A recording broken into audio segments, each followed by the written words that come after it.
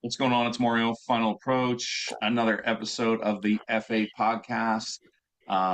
We're going to get right into it, but we're going to always thank everybody that helps us out going through the podcast and our YouTube channel and everything else. That's Federal Ammunition and Weatherby, and of course, Roger Sporting Goods and Loophole and Sass Goose Company up at Tyler's Place up in Canada are always helping. So, what we're going to do is we're going to introduce Chris, who I've known for a pretty good amount of time. Chris Ingram has been a couple places in the outdoor industry, and now you are at the UKC handling some stuff at the United Kennel Club, which is, you know, I'll let you kind of, tell us what your actually job is there, but then you can kind of get into there's so much going on there. It's pretty cool, you know. But go ahead. You're in Yeah, charge of thanks, the floor Mario. right now. Yeah, Yeah, thanks, Mario. Well, it's good to connect with you. And gosh, I have fond memories of hunting with Tyler up in Saskatchewan there. Yeah, I'm jealous of you guys going back every time and such a great seeing the place photos and the updates. And oh man, what a time. for sure. Saskatchewan, like that's it. It just Oh, sort of commands so much there. such a But cool spot for sure. Like that's like you know, the, I keep nudging my wife and she's like, no, can't take the weather. Can't take the weather. We're not going there. man, I've only been there in like September, October. Like I don't know what it's like. Like, does it exist the rest of the year? I don't even know. Yeah, yeah, like, Tyler will call me and he'll be like, what's going on? And he's got the meat shop there, right? So he's like, oh, just cutting meat. And I go, what's the weather doing? He's like, it's like minus 40. Wow. Yeah, that's a tough sell there. I see. And I don't even know, I don't even know if I want to be there at minus 40 because you can't do anything. You know what I mean? Yeah. Yeah. And my Oh, minus 40 is sort of a mind bender because that's like when centigrade meets Fahrenheit, like it's just effing cold. Doesn't yeah, matter. it doesn't even matter. Like at that point, it's like, it's damn cold, is what it is. And you shouldn't be outside. You shouldn't be anywhere, right? Yeah. For sure. Yeah. Yeah, man. So, Cool. so go ahead. You're on. Go. Yeah, so the United Kennel Club UKC is sort of a name that's been around. We've been around as a registry since 1898, so 125 plus years. Of course, we're in business like AKC, CKC. We're a purebred dog registry. But I think what really separates us is we focus on sporting dogs. So whether that's your retrievers, your hunting dogs, the other side of our business is what we call all breed sports. So think Yeah. about like agility, dock jumping, Yeah. traditional bench shows, all of that. But we're really focused on getting out, being active with your dogs.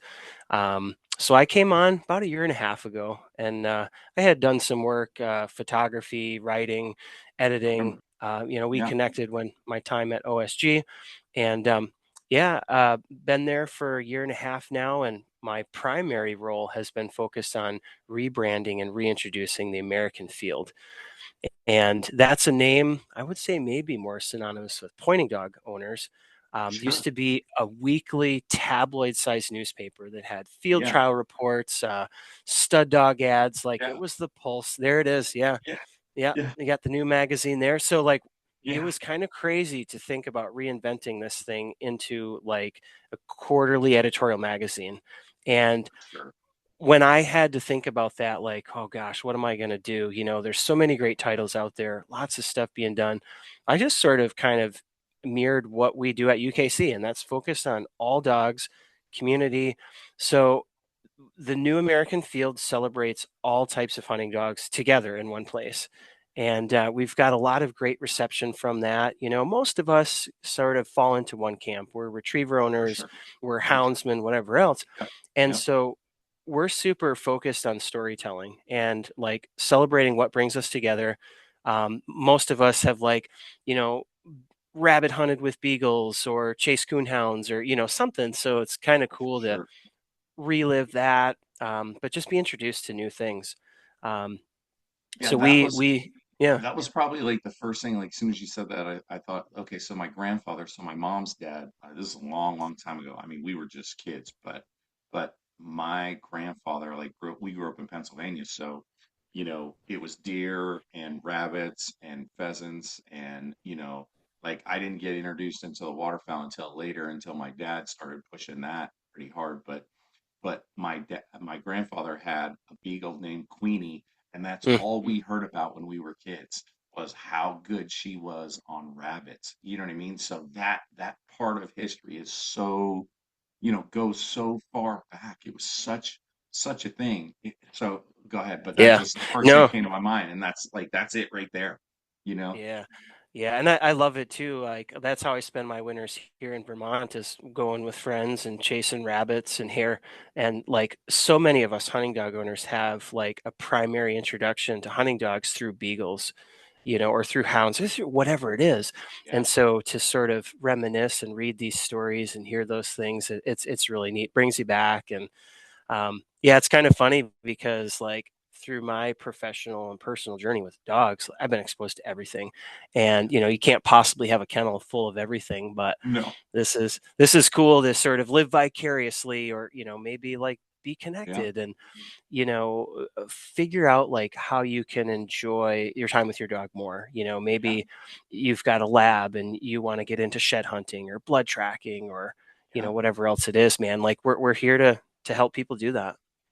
It's so wide, like you're saying, you know what I mean? Like, I have a buddy in Ohio, who is a coonhound guy, and he's got like world champion coonhounds, and he's just like they're it's incredible. It's a totally Yeah. different like world and game. I don't know anything about that, and then you have like the upland guys who are so, and upland is so wide as well. Like if you waterfowl hunt, there's a few breeds, but Hmm. it's real basic. Like you're in a field, you're over water, you know, and the game is pretty the same, right?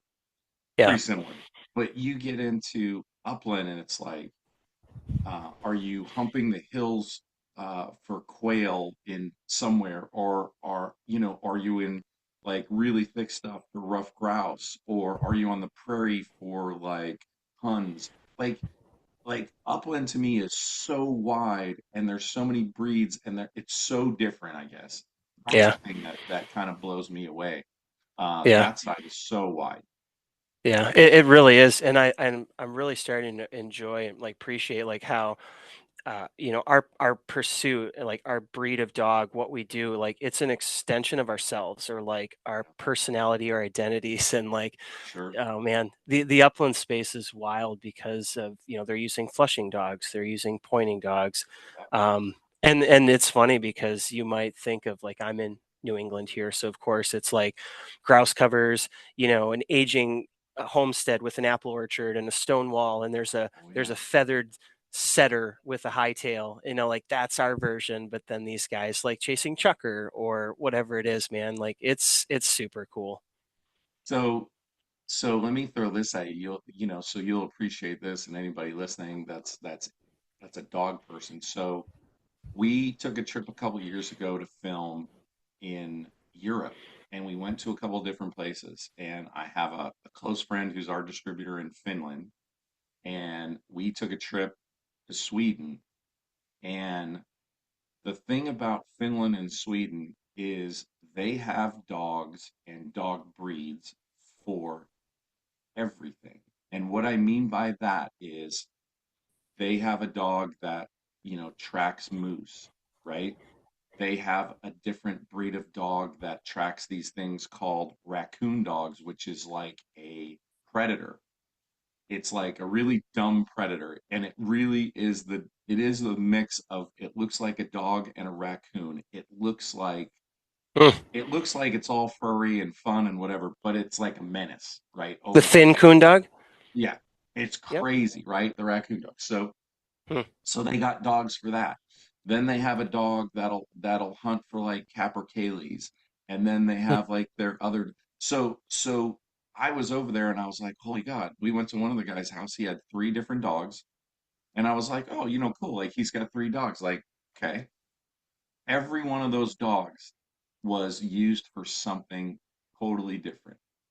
Wow. And it just, like you're talking about, like over here, like you could have one dog that can do all that. Over there, it was so wide. Like we went hare hunting, which is rabbits over there, but giant rabbits. They got huge hares over there. And, you know, all they do is, you get on these logging roads, I'll call it, right? And the dogs go in and just try to bump the hairs out so you can kind of get a shot because it's so thick you can't even walk through there. So, but they got a dog for that. And it's just like it here, like there's a lot going on, but over there it's a totally different world. So cool. So cool. Yeah, You it, would it's you would it dig it. Yeah, that's amazing, and it's cool to think about too, like the origination of or the origination of breeds, like Yeah. purpose bred, and they have these different utilitarian uses. And it's funny, I'll pick on those upland guys for a minute, where they have their versatile breeds, their German wire hares and Drahts or Yep. GSPs. I pick any of them, like the Yeah. Navda crowd, and like all they're doing mostly, generalizing here, is like pointing birds, but it's like these Right. dogs will track game, they'll run rabbits, they'll tree coon, Yep. they'll do water retrieves. It's like you're only using like 10% of the The dog, capacity of right? your dog. Yeah, yeah, He's yeah. got so much more capacity. Like he could do like anything, and that's Yeah. that's what's wild. And like those dogs over there, like you know, I was talking about like this one can track moose, but he could also track deer. Like you just gotta like tell them what to do, and like they're off and running. Yeah. And the other sector, which grew pretty good for a while there, and I don't know if it's still growing, was the guys who were tracking hogs with the dogs. You know what I Okay. mean? That was a totally different sector. So, Hmm. so there's been so much, and then like you said, like the other stuff that like the dock dogs and all that, like all of that has increased as well. So like, and I think COVID definitely pushed like the dog limit because it was like every person in my neighborhood like ended up and not a sporting dog, just any. They ended up getting dogs just so they could like go for walks and get out of the house and do stuff. So I think that Absolutely. like jumped high then. Yeah, we're living in, I would say, the golden era of dog ownership, and I'd love to read more reports and geek out or like see what evidence we have at UKC. One of the things I Yeah, heard that was interesting is, like adoption rescue is still as strong, growing. that's good Um, but even a lot of younger people, like say they're choosing not to have children, like they're getting dogs, and it's for usually like sure. one and two, and For they're sure. doing all these different things with them, and it's Yeah, yeah, I don't care if you're chasing game or if you're playing some sport, whatever it is, like yeah. everything is better with a dog. Let's just say it. Yeah. There's no doubt. We had a podcast with one of the guys from Dogtra a while ago, and I was telling him like my worst waterfowl season, since I was a kid was a few years ago. It was like 6 years ago when I was going into the season. My 9-year-old lab passed unexpectedly right before the season, so I went through that whole season with no dog and hadn't been through a season with no dog in forever. And I was telling him, I was like, I hated it. Like I didn't even, for how much I love to go, I was like, I don't want to go. I don't even care. Like Wow. the steam was right out of me. Like I was like, and it was harder. Like if I'm in the boat on the river, like that was the worst thing. I was like, I can't even take the boat this year. This is terrible. Unless somebody else has their dog and we're going. Like everything was harder and it just wasn't enjoyable, you know? Yeah, yeah. Gosh, that's such a true testament, and I love to see more people talking about that. And my dog gets me out. That's who I do it for, For and sure. I think it takes some of the pressure off. You know, it changes the sort of measurement of success. Yeah. Um, and yeah, so it's super nice to see those conversations and people encouraging each other to do that too. Yeah, I mean, listen, one of the things that got my kids kind of into it was the dog. Like my daughter will go a couple times a year with me. She's older now, she's in college. And when she comes home, we always go like Thanksgiving. I always take the kids, like that's our tradition, like we go. And like her thing was like, I'll go, but I wanna control the dog. Like I want to run the dog. So I'm like, okay, you have to run them the same way I run them. And she was like, younger, it was comedy. She was brutal. She would like yell at him, and she's like, get over here. Like she'd tell him exactly what to do. So, so that was Uh-huh. like one of the ways like the kids kind of got into it. And then it just kind of went from there. I mean, my son's into it pretty deep now, and he likes going. So it was definitely something when the kids were younger that they got into it because of that. They loved the dog stuff. So that's a whole Yeah. nother angle you could use with the kids and whoever. Yeah, yeah, I love that. And you talked about like rabbit hunting, and there's those sporting traditions that you don't just have to sit quiet and freeze your Yeah, butts off in a deer blind. Um, yeah. and I think that's what I really enjoy seeing too. Like one of the sports that we have at UKC is our elite shed dog program. Oh And yeah, so it's antler shed, and yeah, yeah, it's planted and it's like a competition, but you might see like a kid that gets started, and then next year mom's got a dog, and the whole family is bringing their dogs and competing, and yeah, it's another place where it's all breeds. It's yeah, predominantly retrievers and labs and that, but I mean there's poodles and cockers and mixed yeah. breeds and different things, and just and that's I mean that's everywhere. Like wild sheds available for everybody. What a great activity to do with your dog. For sure. Like the first time I saw a dog track a deer uh was here in Oregon, and then one of the guys who owned some property, he waterfowl hunted a bunch, and he had a black lab, he had a female, Tess was her name. And I'll never forget, he was like, I shot a deer last night. It was late. He's like, I it's so thick, I lost it. He's like, I just backed out. And he's like, and he texted me, he's like, you got time in the morning? I'm going to take the dog. I was like, yeah, I'll go. I'll help you. So we went the next morning, and, you know, he just, he just gave her some scent, you know, whatever. Hmm. And just, she picked it up. And like, I mean, it took us no time. The dog was like, we had to keep up, obviously, catch up to her. But dude, she found that deer in no time, like through the Oh. thickest crap. And I was like, we would have been here for hours. And she pulled that off. And I was like, has she ever done this? And he's like, she's only done it like one other time for me. But she, no training. She did it once before, and she just had that in her to go do it. Wow. Like blew my mind. I was like, never seen anything like that. That was intense. Yeah. Yeah. Yeah, that blood tracking sort of like big game recovery, that's another thing that's like Yeah, way on the rise. I love it too. It's you might not be into the killing side of things, but you can sort of be outdoors and be part of that outdoor community. All breeds, all abilities. It's another thing that's available for everybody. Yeah. well, I mean, the West has exploded out this way with, with the cougars and Mm, bobcats and chasing cats with the dogs. I mean, there's some incredible outfitters out west here that do that, and the dogs are just top notch. Uh, and there's some guys that, like you said, like aren't even into the whole killing part. They're just running cats out of properties and off properties and just do that, and they just keep doing it. It's like a steady job for some of these guys on some of these big ranches and stuff. So pretty wild. There's a lot going on. I mean, you know, yeah, the yeah. dog game is wide for sure. Yeah. Yeah. And I love it sort of like wherever you are, wherever you live, like just poke around, like there will be something going on. Oh yeah, And I've been really focused on that too. There's a lot of opportunities for game hunting here in Vermont, but it's like, what do I have access to right outside my door? right. It's squirrel hunting, it's rabbit hunting, there's some Yeah. waterfowl stuff, but it's like anywhere you are, like there's something going on, there's something to do.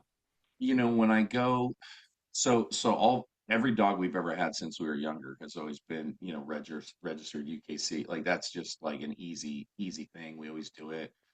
Every dog I've had since I left my dad's house or what, you know what I mean? I've always done it. But it's crazy. Like I told you before we started, like I go to the website and there's so much information. Like I pull up this one thing and it's like you said, there's coonhound, there's categories, coonhounds, beagles, hunting retrievers, upland hunting, elite shed dogs, cur and feist. Like there's so much, and there's all kind of events and a calendar and program. Like Yeah. Yeah. yeah, if you want to get into more dog stuff or get your breed of dog, like you said, into something else, like there's so much information, it's mind-boggling there. Yeah, You know what I mean? and it is, and what's really neat too is, I mean, we're the parent organization. We oversee a lot of the events and the titles and different things, but we work with, I believe it's over 18,000 clubs, local clubs across the country and even into Canada. There's some international stuff too. For And sure. so, we rely on those, like on those volunteers, those members, they're the ones like putting on these events and making things happen. But it's awesome. Like I've visited some local events here. We just had one of our big coonhound events, Autumn Oaks. The community, the fellowship, the support. I mean, we're competing for like ribbons, for Yeah. titles. Like we do some money hunts and stuff, but it's just this like prestige and esteem you have with your dog.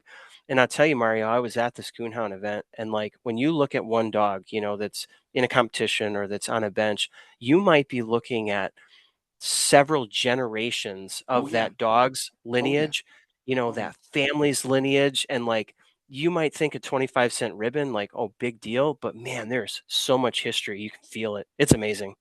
Oh yeah. Listen, you go back on the waterfowl side, on the retriever side, and you can go all the way back, and there's four or five dogs, that everybody always talks to, or is when you're looking at a pup's lineage, and you're going back through the papers, and you see whatever, lean Mac, or you see one of those dogs where you just go, yeah, like you said, those dogs go back. It goes back so far. You know what I mean? That I don't even know if there's any of that dog's DNA still in the dogs today. You know what I mean? I don't know how much is still there, but like you said, we're going back a l- we're going back so far. You know what I mean? But that dog's name holds so much weight that when you see it, and it's no different, probably like you said, on the coon side, on all these other sides, and as the shed hunter stuff or whatever, all these newer things kind of get elevated, down the road, they're going to do the same thing. Like this dog was a master, you know what I mean? And his lineage, like you said, those coon dogs, like, my buddy Steven Reinhold's in Ohio. I told you he's like major. He's got like champion dogs. And he'll be standing there with the pictures, and I'm like, man, that's a good looking dog. I don't know anything about it, but yeah. And he's like, yeah, he's had a couple dogs, like, like you said, generational dogs. He keeps getting a pup out of whatever, and here you go. They just got it. It's no Yeah. different in any breed. Yeah, it's amazing too. Those folks that like, can memorize pedigrees, or like, Yeah, you mention something and they know that the knowledge and the yeah, depth that they get into, it's mind blowing. Oh my gosh. it totally is. So the cool thing, like I said, about the website is there's so much information there. Like you could click on retrievers, you could click on, you know, upland, you could go like wherever. And it doesn't matter, like you said, like if you have a lab, if you have a lab, you're sitting on a pretty versatile breed. There's a lot of versatile breeds out there, but like, I've seen labs do, we would go pheasant hunting, we would go rough grouse hunting, we waterfowl hunted. I've seen labs track blood and deer, the sheds. Like you're sitting on a pretty versatile brand, you know, type of dog and breed of dog. So if you wanted to get into something else, you can do it. Maybe your summers are like, hey, I want to do something else, or I want to do something in the spring, or whatever. Like you could get into something else with the dog you have. And it doesn't matter if it's a lab or not. Like other dogs are multi-talented. Like you said, you could do other stuff if you want to. Yeah, yeah, absolutely. I mean, I've heard of, turtle pointing dogs, and the conservation working dogs, even like my brother's at home with an 8-week-old puppy, training him to use a bell to take himself out. And just the things that you I can know do, these exactly what you're animals. talking about. Yep. Yeah, yeah. These animals are so intelligent, they're so capable, and they're just waiting for us to do something with them. Does he have what kind of dog is it? Is it Uh, it is a bit of a mixed breed. It's got some lab blood. I forget a few other things. It is a yeah, rescue, um, and he might be a little older than 8 weeks. But yeah, just that whole idea of like I'm gonna use this dog's innate ability and optimize it, for something that's gonna be better for me and my family. It's yeah. so cool. One of the guys I know had a dog like that and got a pup like that, and they said, "Oh yeah, you bell train him to go out," and I Yeah, was like, "What?" He's like, "Oh yeah, he'll go over and he'll hit it with his paw, or he'll nose the bell when he needs to go out, go to the yeah, bathroom." And I was like, yeah, okay. And I was like, you know, some dogs would go stand by the back door or do whatever. Like mine'll just send out like one bark. And I'm like, and then he'll wait like another minute if I don't come out, and then he'll do another single bark. And it's like he's gotta go out. yeah. So every dog has its own thing, Yeah. but they're And I so mean, much smarter than you could even imagine. Yeah. and I get it. Like that's not impressive as a triple blind mark, some big impressive retriever feat. But like, hey, that's pretty stinking cool, or the Yeah. ones that like will fetch a beer from the fridge, or For sure. you know, I mean, gosh, that's Still that's pretty fun cool. stuff. Yeah, Yeah, that's yeah, still pretty cool. Well, and listen, you're seeing, like the TSA dogs or the security dogs, like Pete Fisher, who we talked to from Dog Trail, like he was talking about, he was just at a conference a while ago on the bomb dogs and the dogs that are, finding explosives and they're doing this,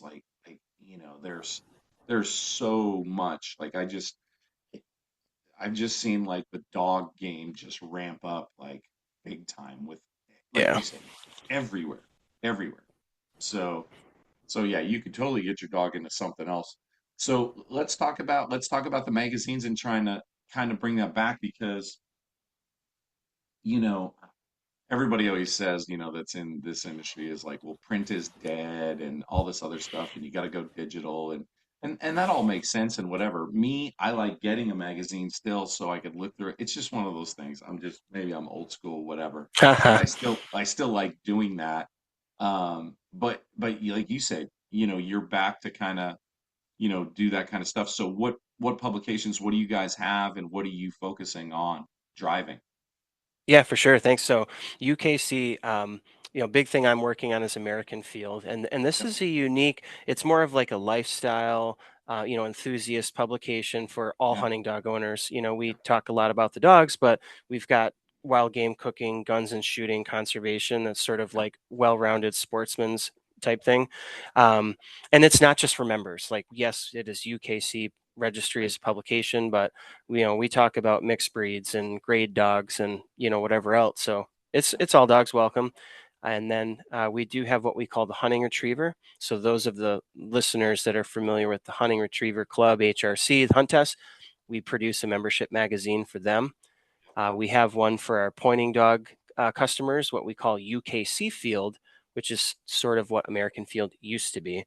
So right, that's um, field trial reports, stud dog ads, upcoming events, yeah, things like that if you're in that game. And then we do have one for our coonhound customers, the coonhound bloodlines. Again, more sort of like events, results, content focused on that coonhound enthusiast. We may have some other things in the work. We just kind of see what the pulse is with the customers, with the industry that way. But my day to day is focused on like production, the advertising, the business side of things, a lot of the sure, promotions. And like you said, we have these print publications, but yeah, we've got digital, social, have to. podcast extensions. You just have to be You have to everywhere. be everywhere. Yeah. Yeah, yeah. But no, it's great. There's a lot of different things going, and I love interacting with our customers and just hearing different stories. We really try to provide a platform for everybody to be involved. So it's, maybe recapping your first competition, or, talking about one of your dogs, or something like that. We try to be inclusive of that, and it's great. I get to go to events. I still get to do the writing and the photography.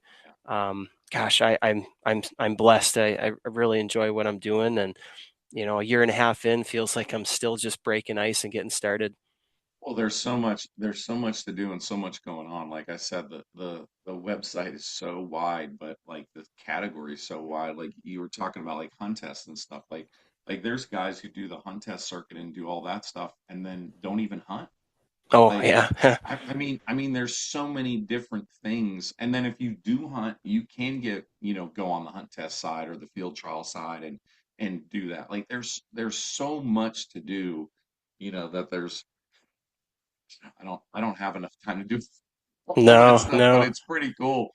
You know what I mean? yeah. And God, having one dog is enough for me and the kids and everything else, but it's like, yeah, I wish I could have a beagle. I wish I could have something else and have some other cool dogs. Like so I just got to get friends that have other dogs so then That's I can it. go do some other stuff. You know what I mean? That's the thing. That's the ticket, Yeah, yeah. you I've know. I've been do I've been doing that for many years, and it's fun. But it's cool, man. And that's what I hope, like through UKC and through American Field, is, hey, like peek over the other side of the fence, see what folks are doing, and like let's link up, Yeah. let's swap hunts, let's do some things together and share the love. Yeah, Yeah, and I mean, if you have one kind of dog, like branch out, or if you don't have a dog yet, like this is a pretty wild, like going to the website and looking at that, like what do you want to get into? Because there's pretty much anything. And then, you know, uh, the thing that I definitely I wrote down that I wanted to talk about is like, you know, picking a dog. And I don't mean like mm, like physically going and picking a dog. I mean, there's there's a ton of research and a ton of information that you can get on here about like what do you want to do? Do you yeah, want to shed hunt with the dog? Like what do you want to do? And then you could start narrowing down like, okay, I want to do maybe two things. What kind of dog can put me in that situation? You know what I mean? Like there's so much to do. You don't have to be just like pigeonholed in like I'm getting a duck dog and that's all the dog's going to do. Well, if you're yeah. going to do some other stuff, like, okay, let's look at what you want to do. Yeah. Yeah, and it's funny you mentioned that because I had to go through that. Now, like I just mentioned, I spent a lot of years and in my professional career sort of, hunting with other dogs, and it was great. Yeah, I didn't have to feed or travel with anything.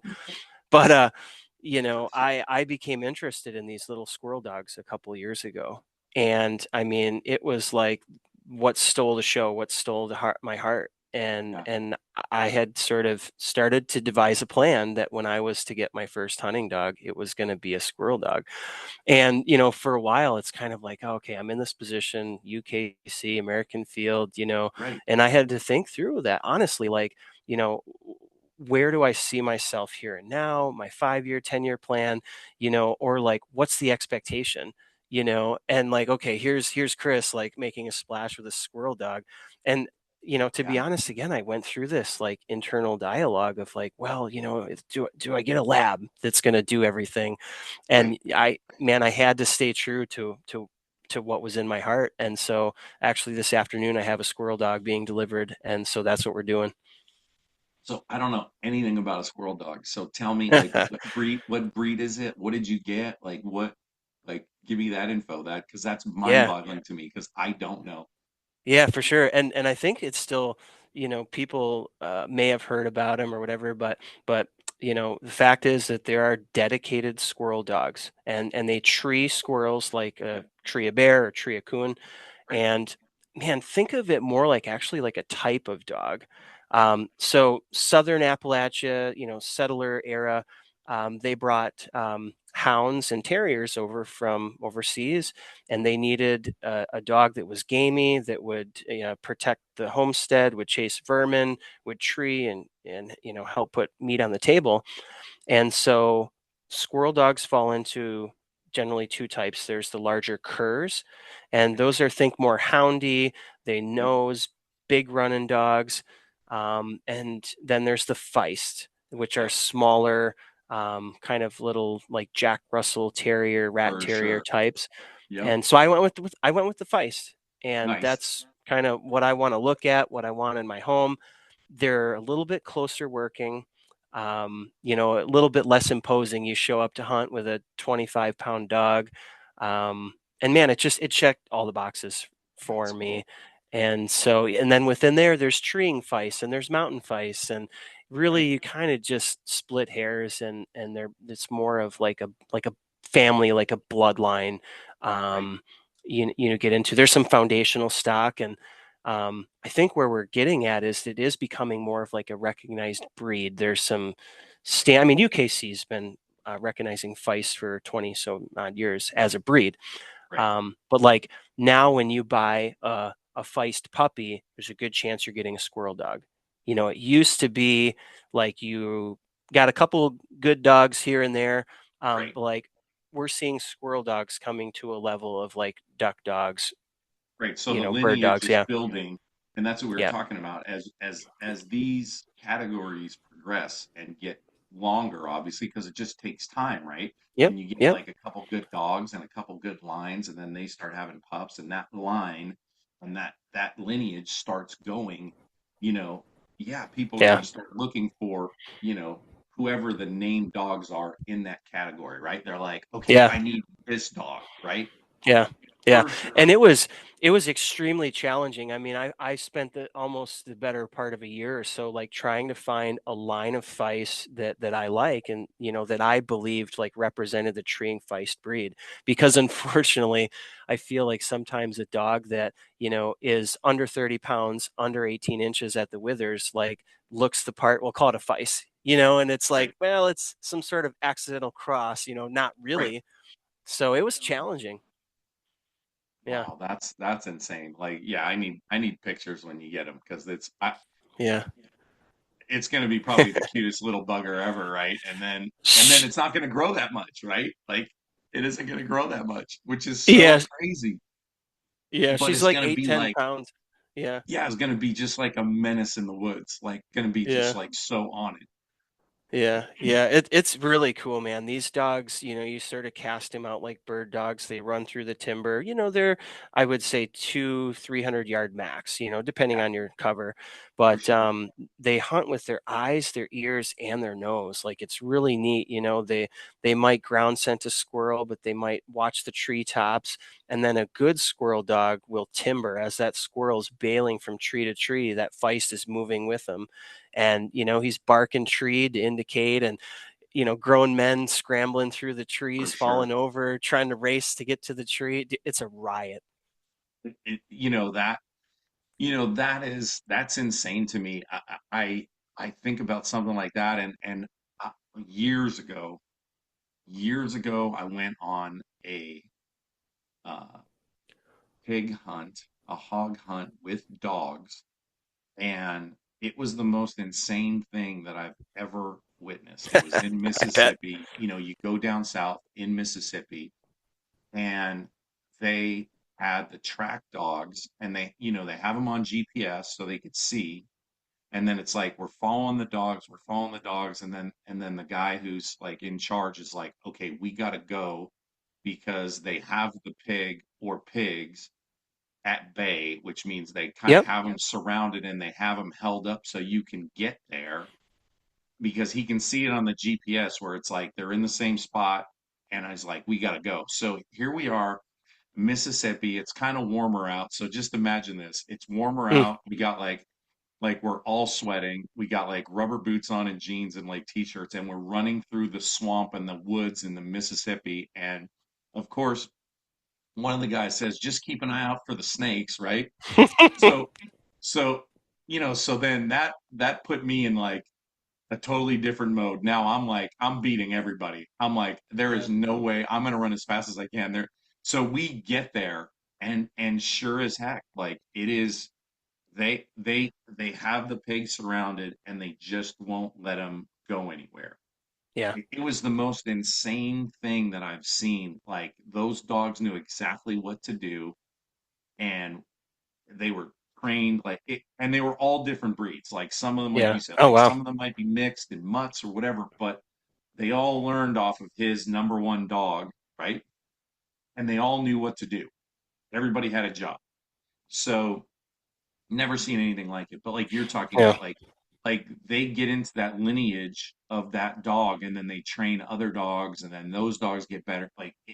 Yeah. That game is such a different deal. But I was just in amazement of watching the dogs and what they did. It was unreal Yeah. because we Yeah. must have ran 3 miles.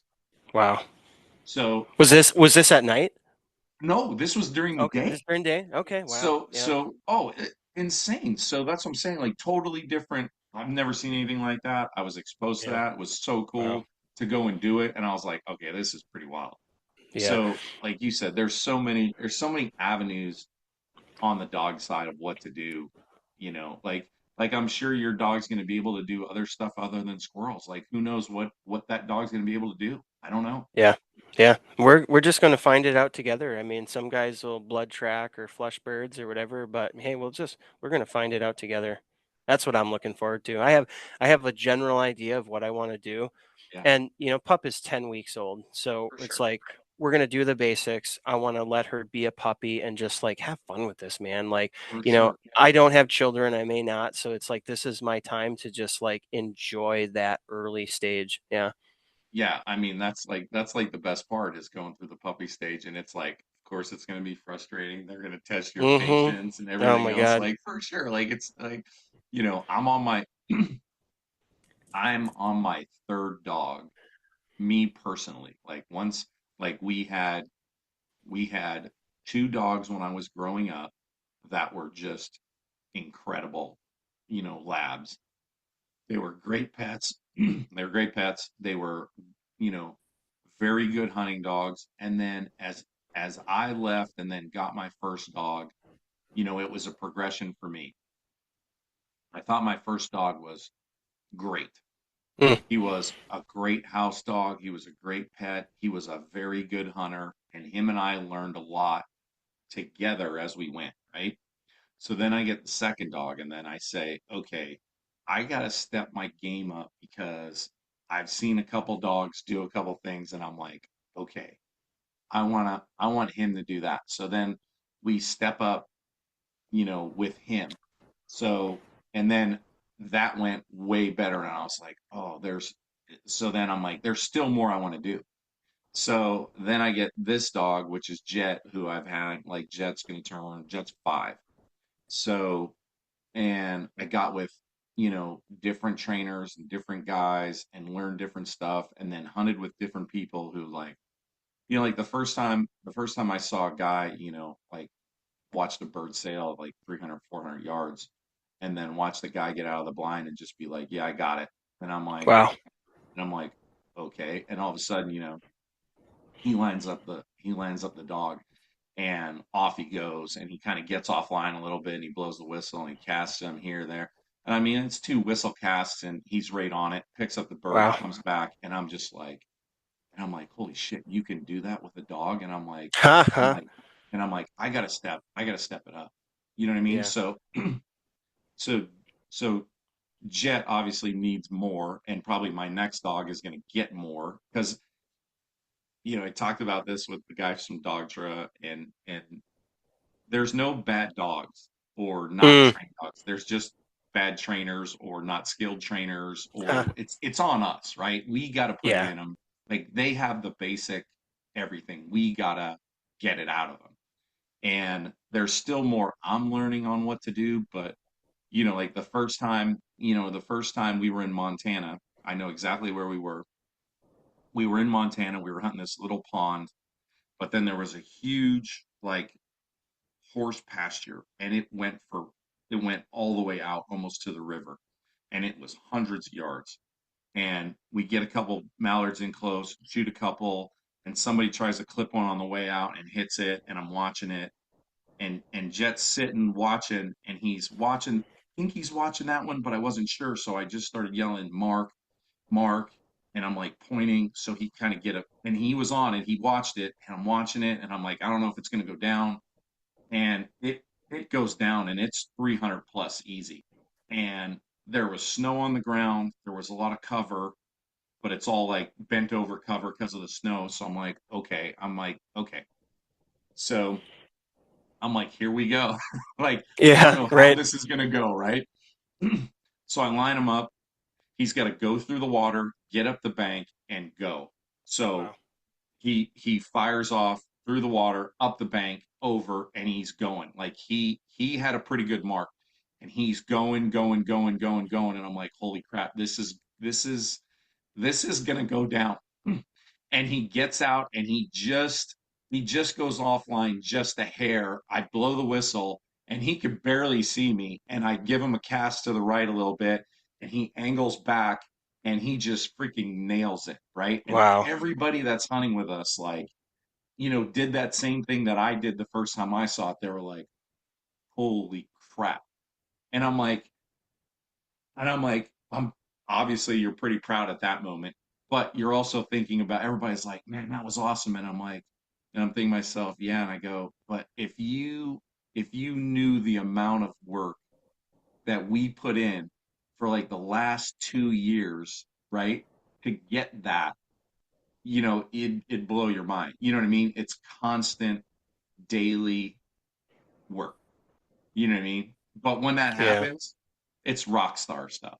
Wow. Yeah. Yeah, that's always so hard to articulate, like, okay, this is what you saw, but you didn't see everything that led Oh, up to it. oh my God. Like you didn't see the days where it's like, and everybody, if you do anything with dogs, there's just the days where it's like, probably one of the best things I learned from a trainer was like, hey, if things are going bad, like just call it a day. Mm, Like it's just he's just having a bad work day. And you just pack it in and you just load him back up and we'll get him tomorrow. You know what I mean? yeah. Like there's gonna be days like that. And you just like because they said like don't waste your time. Like he's off or she and or you're off.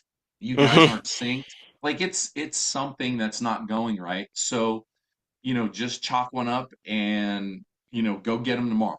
So you're going to have days like that. So that, like the other thing is like you're saying, there's so much information and so much stuff out there to learn. And obviously online has just been incredible. But also anybody that in your area that does what you want to do, like you already know, like you have a pup and this is what you want to do.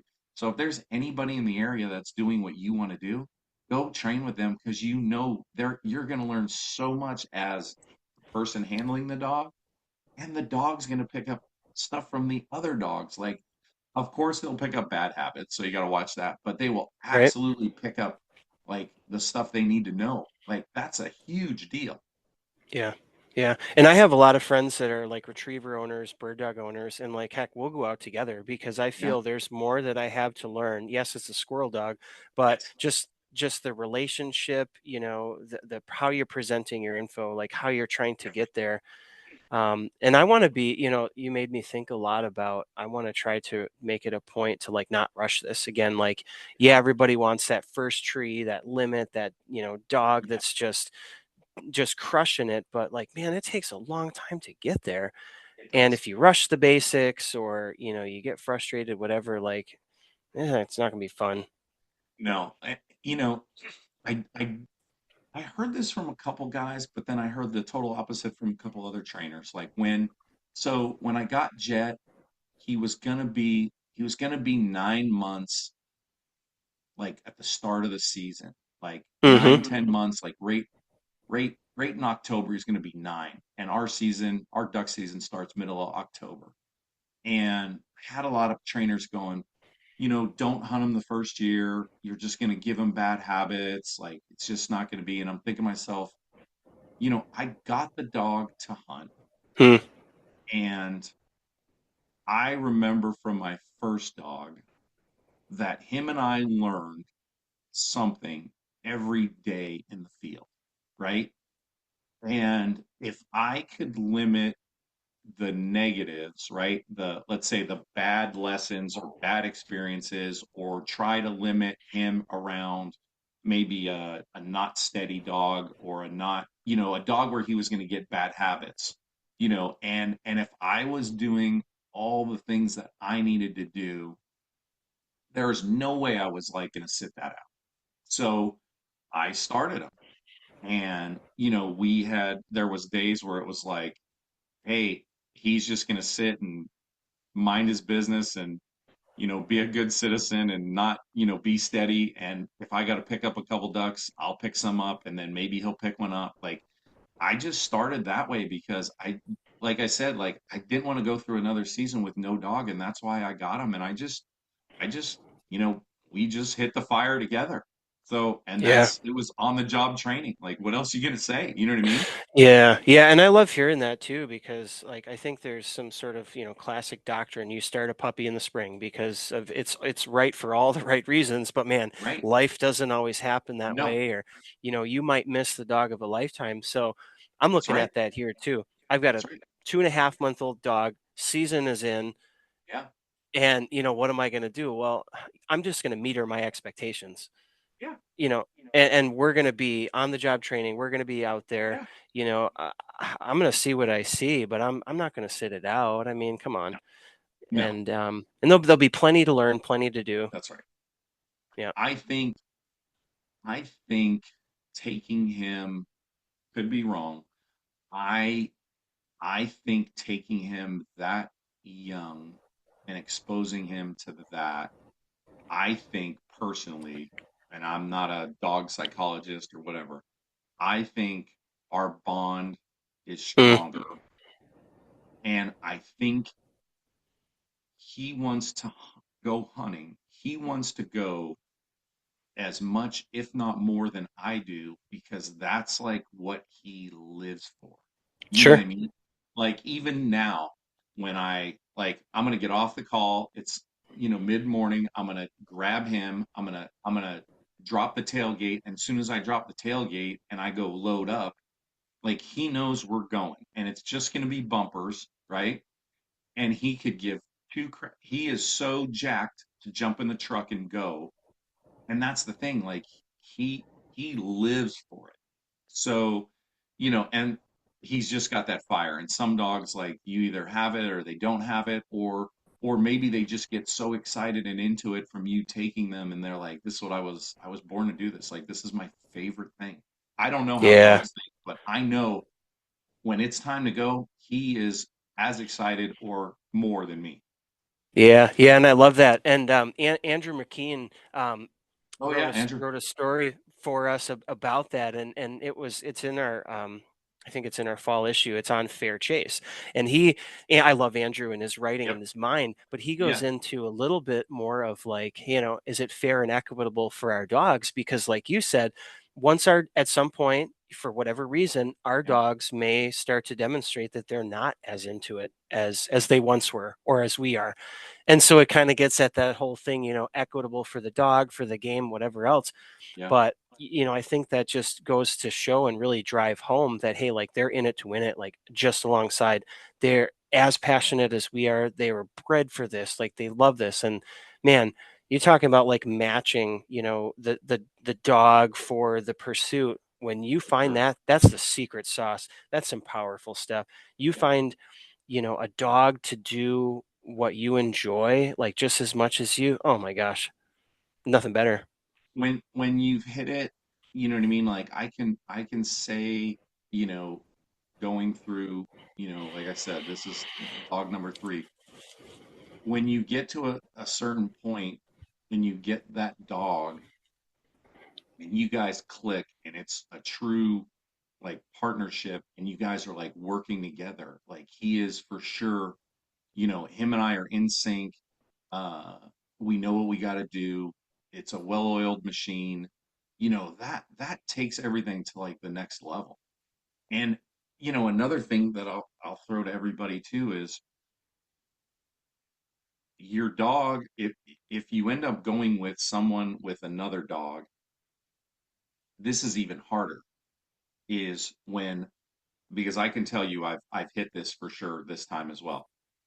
I've trained in the off season with a guy named David Bingham who plays Major League Soccer. He plays in Charlotte, but David lived here and played in Portland.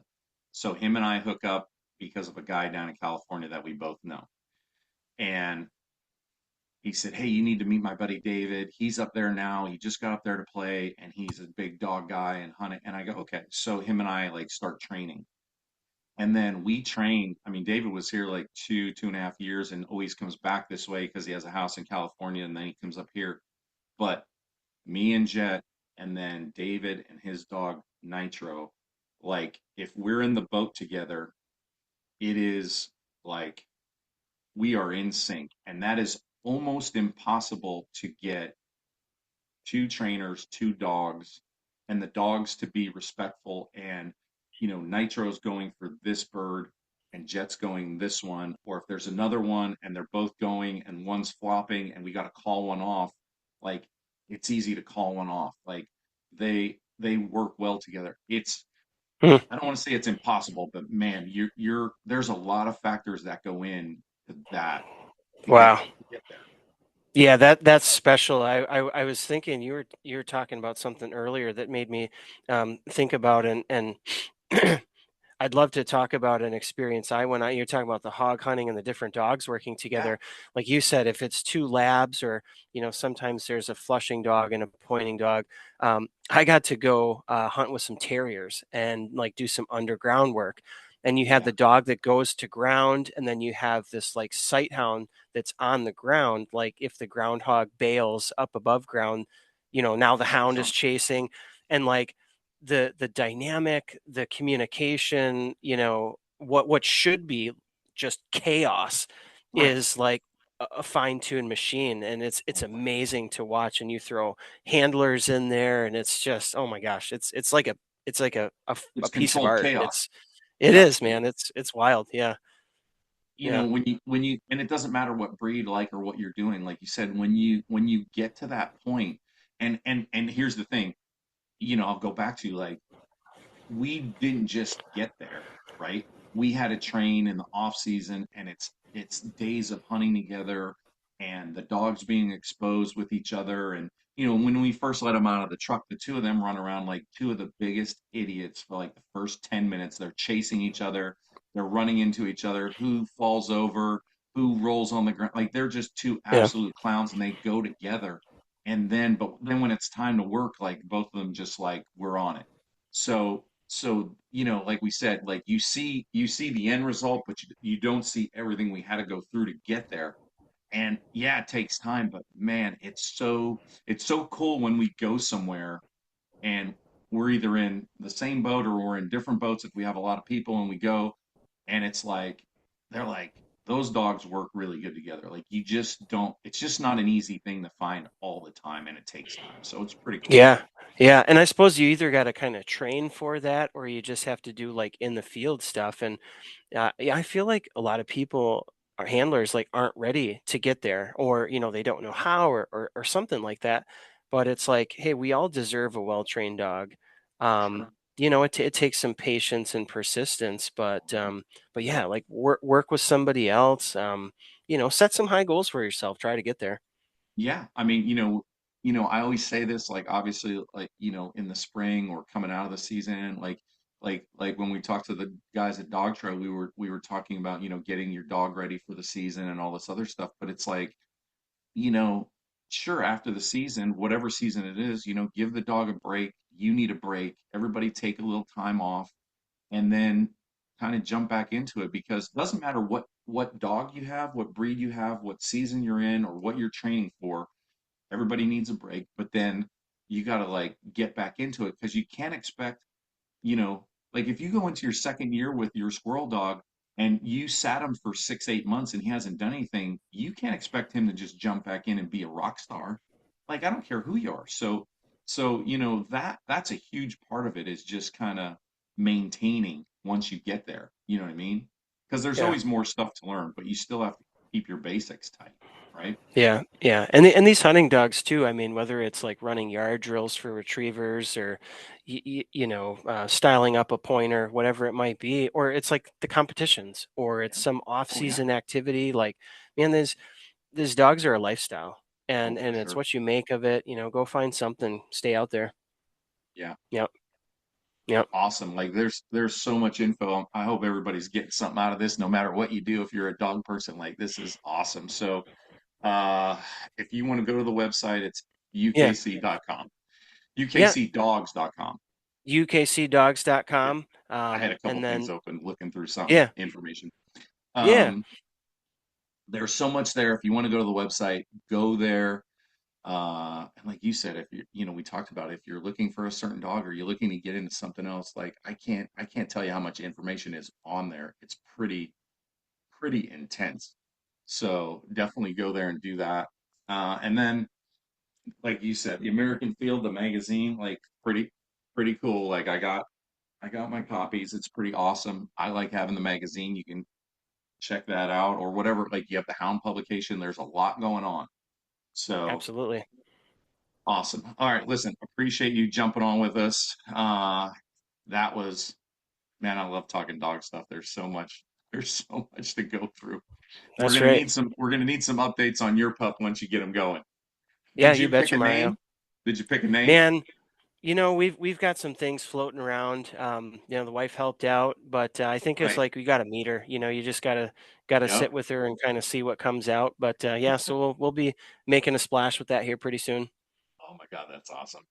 All right, everybody, if you want to check our stuff out, it's fabrand.com. If you want to go to the YouTube channel, hit up the YouTube channel. And you can find some more videos, other podcasts. You can go and find other podcasts on all the other places like Apple and everywhere else.